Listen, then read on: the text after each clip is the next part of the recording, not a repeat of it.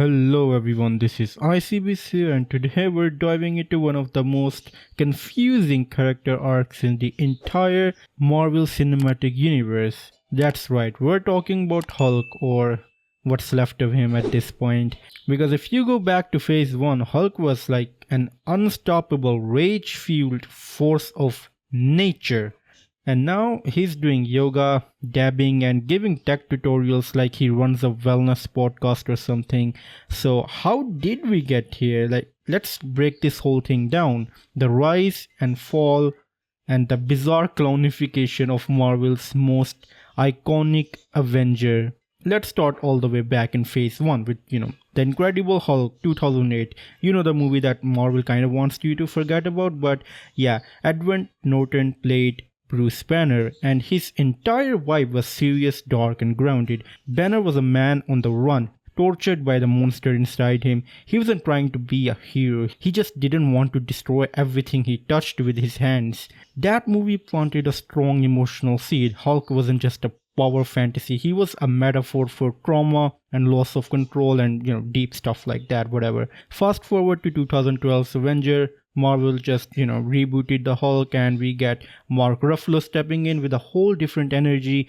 And this Banner is awkward, neurotic, and even more relatable than, the last guy, Edward Norton.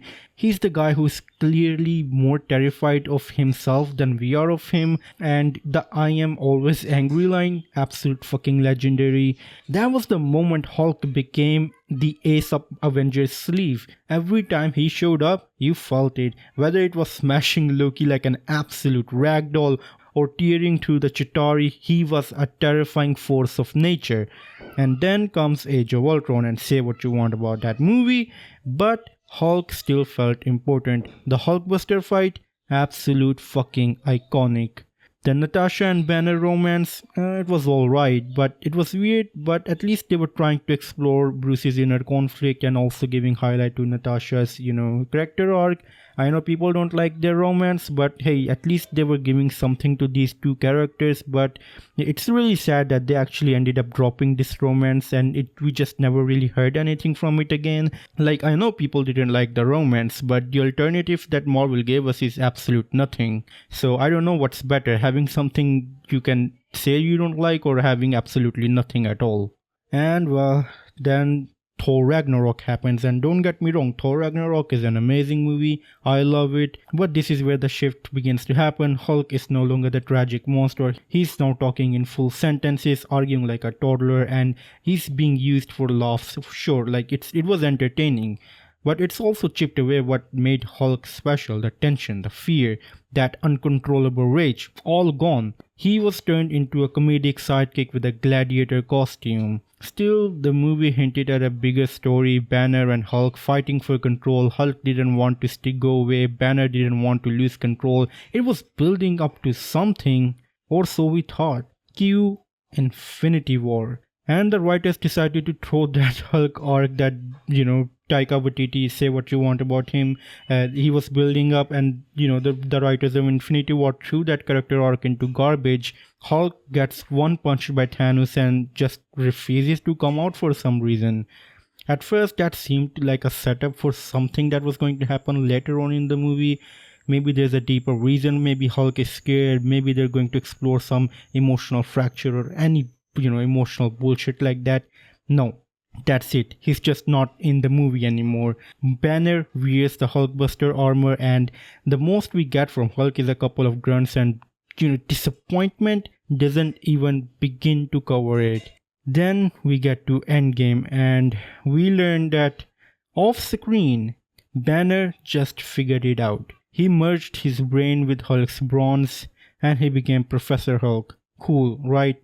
Except we never saw the actual freaking process. The entire emotional payoff, that intellectual struggle, skipped entirely. Instead, we get a chill smoothie drinking science bro who dabs for children and poses for selfies.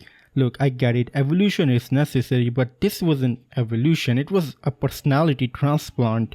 Hulk went from being Marvel's pure, raw, emotional force to being, this comic-con dad. He doesn't even fight Thanos again. Like, the whole big rematch that we were expecting in Endgame, that's gone. And then came the final nail in the Hulk-sized coffin, She-Hulk. I know it's a different show, a different tone, but even so, this version of Hulk just didn't really feel like the same character anymore. He's just there to be supportive, offer snarky commentary, and show off his island resort. He's not angry anymore, he's not conflicted, he's not interesting anymore. And sure, he has a son now, which they introduced like it was some kind of a sitcom episode. No setup, no nothing. He's Scar. Say hi, everyone. So, where does this league Hulk? Honestly, nowhere good, and that's a shame because Hulk had the potential for one of the richest arc in the MCU. The monster who learns to live with himself, the scientist who makes peace with the rage.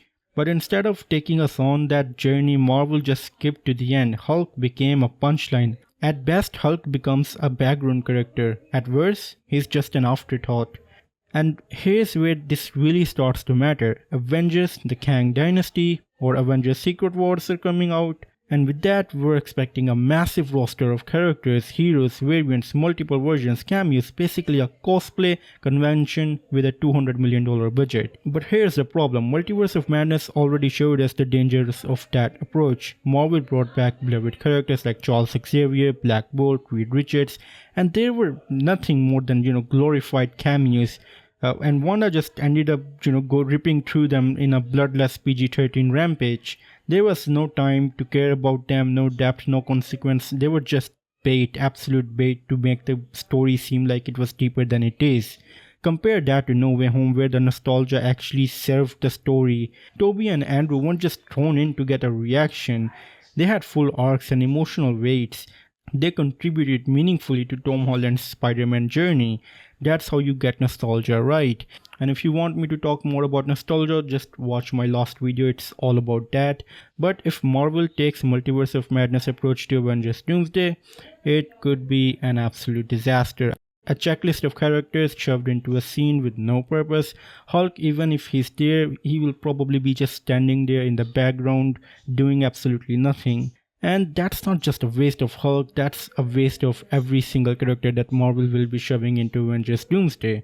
Because characters like Hulk deserves more than being a walking meme. They deserve stories, struggles, growth, and they don't need more cameos. We need proper payoff. With that said, let me know your thoughts in the comments down below. Do you think Hulk can still make a comeback, or has Marvel completely lost the plot with this character? And while you're down there, just hit that like button if you think Hulk deserved better in the MCU.